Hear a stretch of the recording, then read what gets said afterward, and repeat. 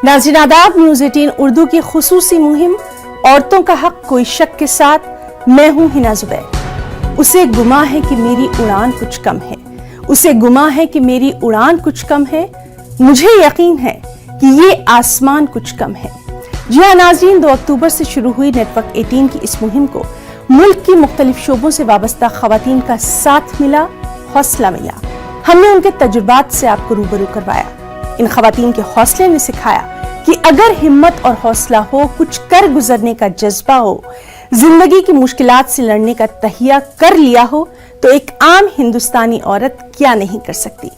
इसीलिए हमने इस मुहिम को नाम दिया औरतों का हक कोई शक। नाज़रीन, हमारी इस मुहिम से सियासत की दुनिया की खवातीन जुड़ी, अहम ओहदों पर फायज, IAS, IPS जैसे अहम ओहदों की खवातीन ने यहाँ अपने तजुर्बात शेयर किए। खिलाड़ी खवातीन के हौसलों ने भी यहाँ उड़ान भरी और क्या खूब भरी। आज से हम एक बार फिर इस मुहिम औरतों का हक कोई शक को मजीद आगे बढ़ाएंगे। मुलाकात करेंगे कुछ और मशहूर मारूफ अपने अपने शोबे में कामयाब खवातीन से। क्या क्या किया गया, क्या किया जाना बाकी है, इसी पर है हमारी मुहिम औरतों का हक कोई शक।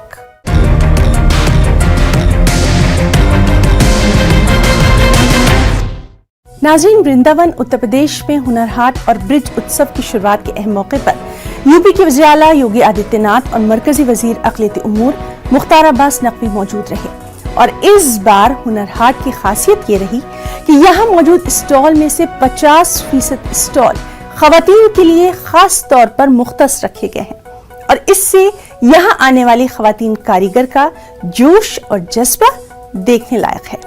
तो आइए देखते हैं कारीगर खवातीन के साथ औरतों का हक कोई शक।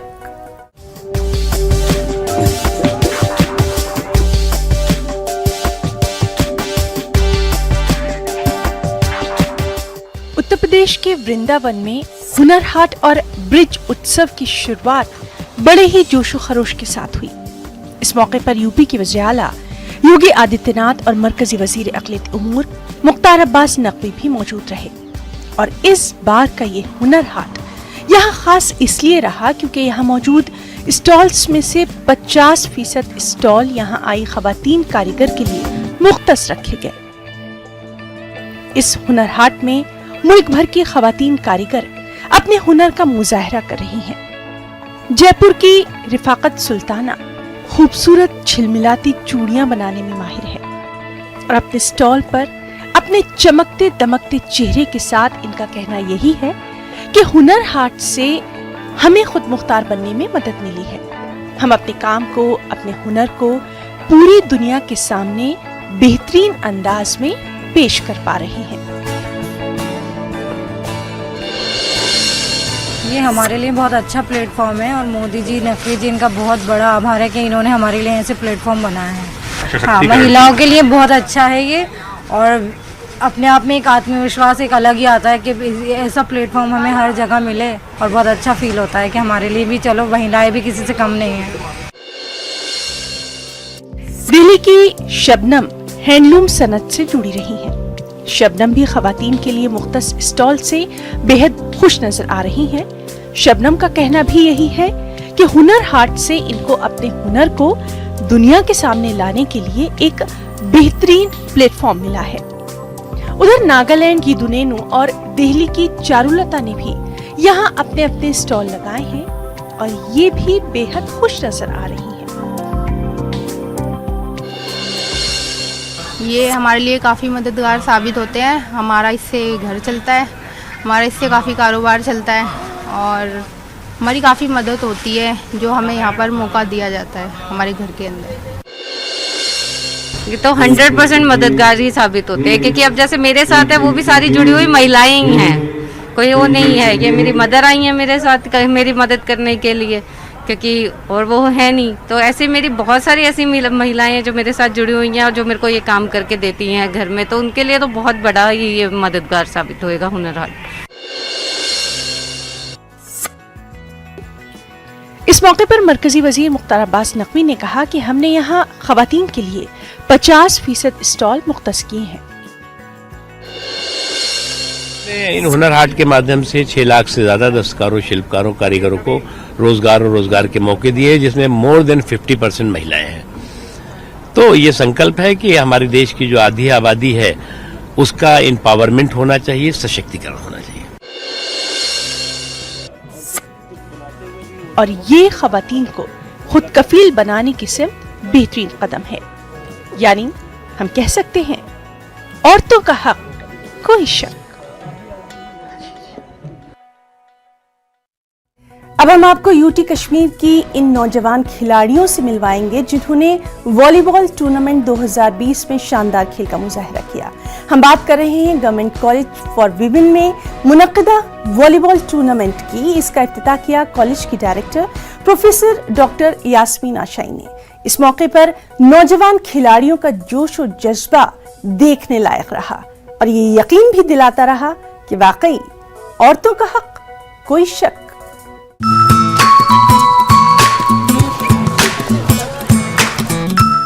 खुशी के साथ चमकते दमकते चेहरे और एक जुनून लिए ये है खवातीन वॉलीबॉल खिलाड़ी। इस टूर्नामेंट का इफ्तिताह किया गवर्नमेंट कॉलेज फॉर विमेन की director professor doctor Yasmeen Ashi ने। इस मौके पर कॉलेज के principal professor doctor Naseena Aman ने मेहमानों का शानदार इस्तकबाल किया। मेहमान खुसूसी रहे स्पोर्ट्स सेक्रेटरी क्लिस्टर यूनिवर्सिटी प्रोफेसर तारिक आशाई। उन्होंने इस मौके पर इन तालिबात का हौसला भी खूब बढ़ाया। साथ ही महकमे खेल की इस काविश की बेहद सताइश की और इस वॉलीबॉल टूर्नामेंट में 12 टीमों ने बढ़ चढ़कर हिस्सा लिया। पहला match Srinagar women college Zakura और अमर सिंह कॉलेज श्रीनगर के दरमियान खेला गया और पहला मैच जीता जकूरा खवातीन की टीम ने। दूसरा मैच जीता जीओसी पुलवामा की टीम ने और तीसरा मैच जीता विमेन्स कॉलेज नवाकदल की टीम ने। चौथा मैच एसपी कॉलेज श्रीनगर और AISE कॉलेज ऑफ एजुकेशन के दरमियान खेला गया और इस मैच को जीता IASE कॉलेज एजुकेशन की तालिबात। उन्होंने स्टार्ट किया है वॉलीबॉल टूर्नामेंट गर्ल्स के लिए। ये बहुत ही अच्छा इनिशिएटिव है क्योंकि जैसे हम जानते हैं कि लड़कियों को ज़्यादा मौका नहीं मिलता है। जब भी हमने देखा है कि लड़कों को ही आगे ले जाते, तो ये बहुत ही अच्छा इनिशिएटिव है लड़कियों को आगे ले जाने के लिए। मेरे ख्याल में this is the resumption of the sports activities after a long period of time. The sports the players were indoors for a pretty long period of time and after that this is the initiation of that sports activities. और इस match में जिस तरह इन तालिबात ने अपने जोश और जज्बे का शानदार मुजाहरा किया, न सिर्फ इन खिलाड़ियों ने मुजाहरा किया बल्कि मैच देखने आए शायकीन ने भी इन खवातीन खिलाड़ियों का हौसला खूब बढ़ाया और इन चमकते दमकते चेहरों पर ये वाज़े दिखाई दे रहा था कि औरतों का हक कोई शक। और नाज़रीन, अब अपनी इस खास मुहिम में हम आपकी मुलाकात करवा रहे हैं महाराष्ट्र की रियासती खवातीन कमीशन की चेयरपर्सन रूपाली चिकनेकर जी से। चलिए मुलाकात करते हैं। आपका बहुत इस्तकबाल करेंगे मैम अपनी खास मुहिम में और हम आपसे यही जानना चाहेंगे कि नेटवर्क 18 की इस मुहिम औरतों का हक कोई शक यानी विमेन एम्पावरमेंट के बारे में आपकी क्या राय है? नमस्कार। औरतों का हक जी कोई शक, इस मुहिम के लिए मैं सबसे पहले न्यूज 18 को शुक्रिया अदा करनी चाहती हूँ क्योंकि हिंदुस्तान में आज विभिन्न क्षेत्रों में कई सारी समस्याएं हैं। इसमें से अपने औरतों के हक के लिए यह मुहिम चलाई है। ये हम सब महिलाओं के लिए बहुत सारे सम्मान की बात है, इसलिए मैं फिर से एक बार आपको शुक्रिया देती हूँ और जो हमारी बातचीत है जी मैम जारी रखते। आपने बिल्कुल ठीक कहा और अब हम आपसे ये भी जानना चाहेंगे मैम कि आप जिस पोजीशन पर हैं, आपको क्या ये लगता है कि अभी कुछ काम किया जाना बाकी है? बहुत कुछ किया गया है लेकिन कितना काम अभी करने की और जरूरत है मैम? मेरा जो विभाग है इसका काम कभी खत्म होने वाला नहीं है। ये निरंतर चलने वाला बैटन रिले है। बिल्कुल जी मैम। अभी तो मेरे हाथ में बैटन आई है और बहुत सारा जिम्मेदारी पूरा काम मुझे करना है। तो मुझे लगता है हम सब साथ मिलकर एक काम करेंगे। मैं एक बात आपके जरिए आपके दर्शकों को बतानी चाहती हूँ। महिलाओं की समस्या कम से कम समय में सुलझाने के लिए हम महिला आयोग की तरफ से सेंटर की शुरुआत कर रहे हैं। जी किसी भी पीड़ित महिलाओं को जल्द से जल्द समस्या से छुटकारा दिलाना जी मैम। यही महिला आयोग का मकसद है। अगर कोई महिला अपनी समस्या लेकर वन स्टॉप सेंटर में आती है तो उसको तहकीकात वही से होकर उसको न्याय भी उसी जरिए से दिलाया जाएगा।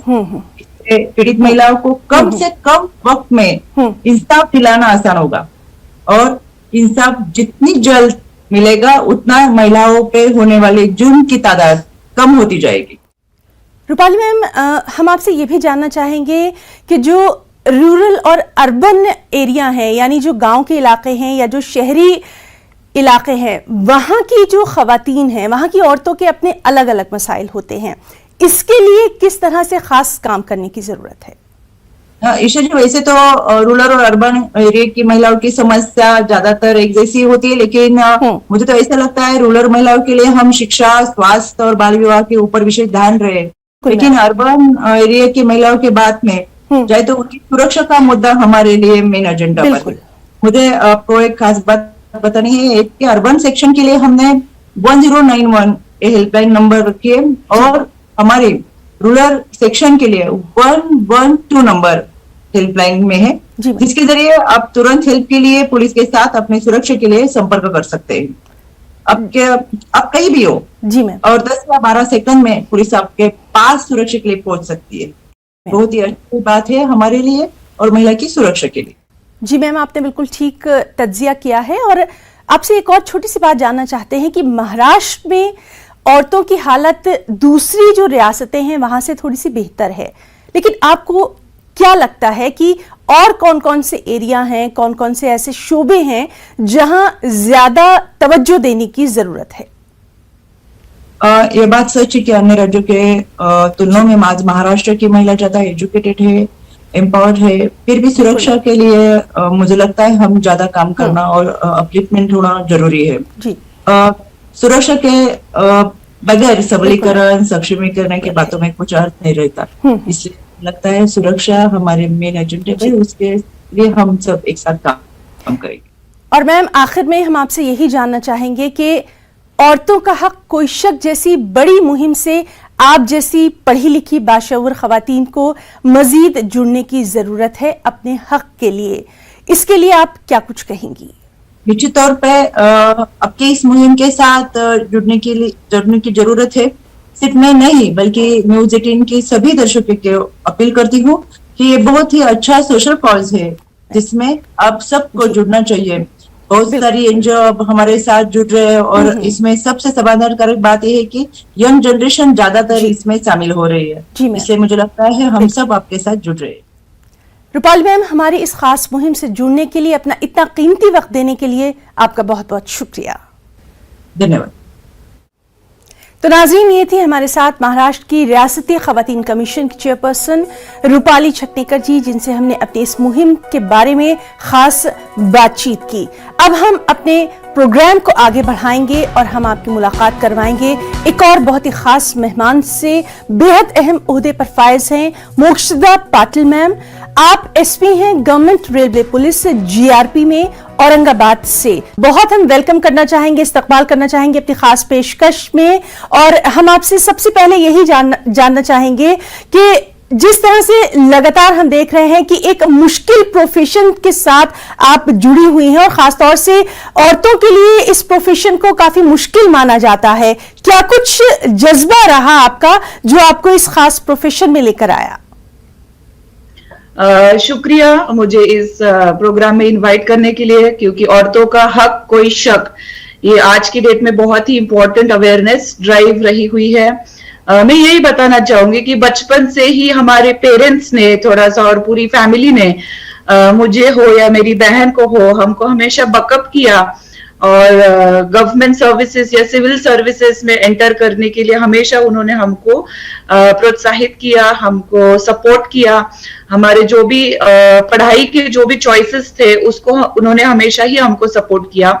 और रही बात इस प्रोफेशन की, तो ये profession it's a service sector, मतलब हमको लोगों को सर्विस देनी है। जैसे डॉक्टर्स सर्विस देते हैं, टीचर्स अपनी सर्विस देते हैं, उसी तरीके से पुलिस भी ऐसा ही प्रोफेशन है जिसमें हमको लोगों की दिक्कतें सॉल्व करनी है, क्योंकि कोई जब खुश होता है तब तो नहीं पुलिस या डॉक्टर के पास आता, जब उनको कोई दिक्कत होती है तभी वो हमारे पास आते हैं। और मैं पर्सनली इस चीज को मानती हूँ कि हम यहाँ है तो हमने सामने वाले की मदद करनी चाहिए। अच्छा। लॉ का रिस्पेक्ट कैसे बढ़े और जनरल लॉ एंड ऑर्डर कैसे कायम हो और लोगों के मन में एक सुरक्षितता या सेफ्टी महसूस कराने के लिए हम हमेशा प्रयासरत रहते हैं।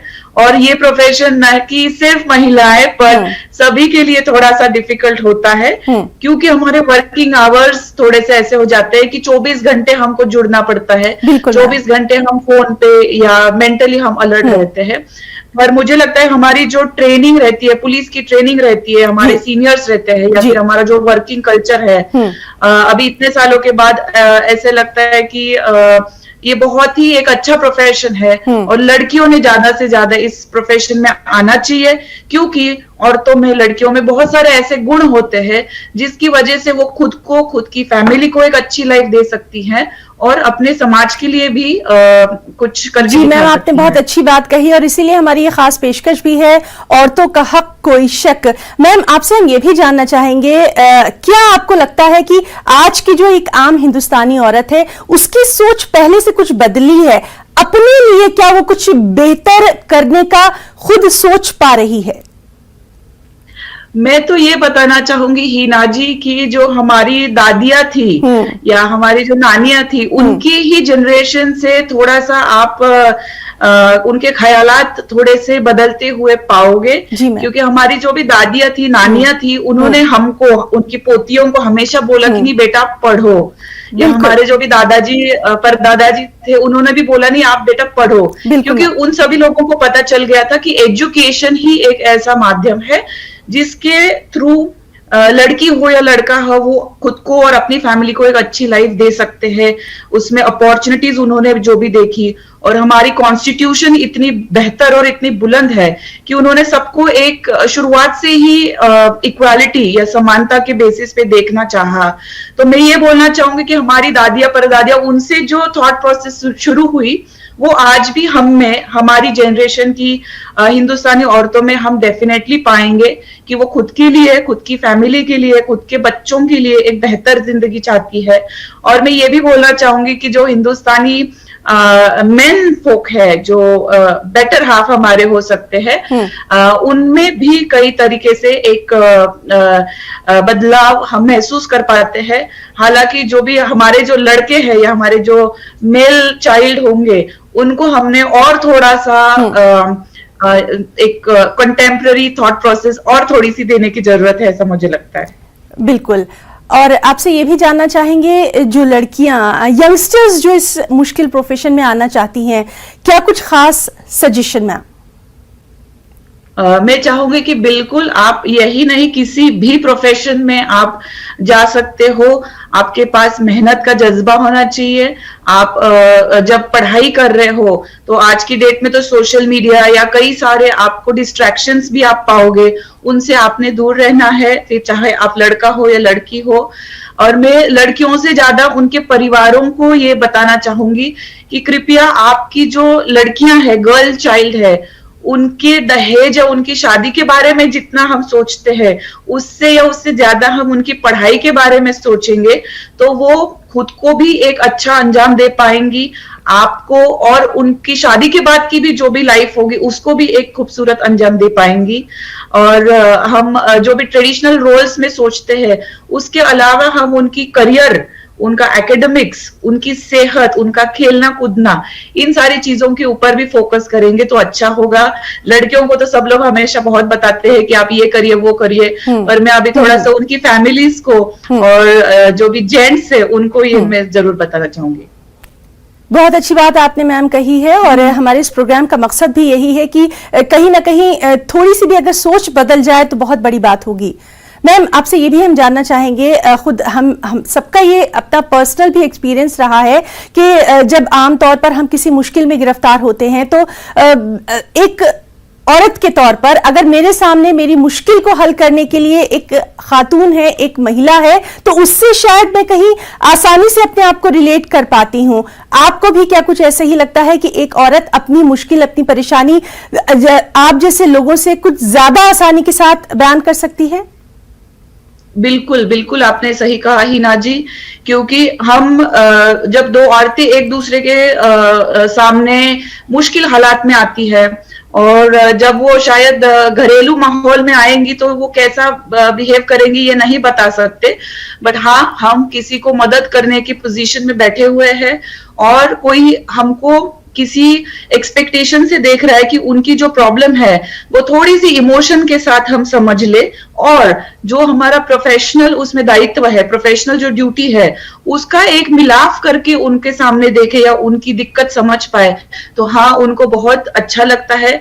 और न ही सिर्फ महिलाएं बट सबको ही मुझे लगता है कहीं ना कहीं एक औरत को यूनिफॉर्म में देख के उनको बहुत ही रिस्पेक्ट फील होती है, एक अफेक्शन सा जुड़ जाता है तुरंत, और जो पब्लिक है उनको भी लगता है कि नहीं, इनसे हमको ये हमारी बात सुनेंगी या हमारी जो भी दिक्कत है वो पूरे पैमाने में समझ लेंगी, पूरे उसके जो भी एस्पेक्ट्स है उनको समझ लेंगी। और हमारे सामने जब डोमेस्टिक वायलेंस या फिर डावरी या फिर ईव टीजिंग ऐसी चीजें जब सामने आती है तो मैं डेफिनेटली पाती हूँ कि जो महिला ऑफिसर्स होती है उनमें डेफिनेटली एक रिस्पॉन्सिबिलिटी की फीलिंग ज्यादा रहती है, क्योंकि कहीं ना कहीं हम भी उससे कहीं ना कहीं हम कॉलेज में थे तो शायद हमने भी वैसा फील किया हुआ होगा, तो वी इमीडिएटली कनेक्ट।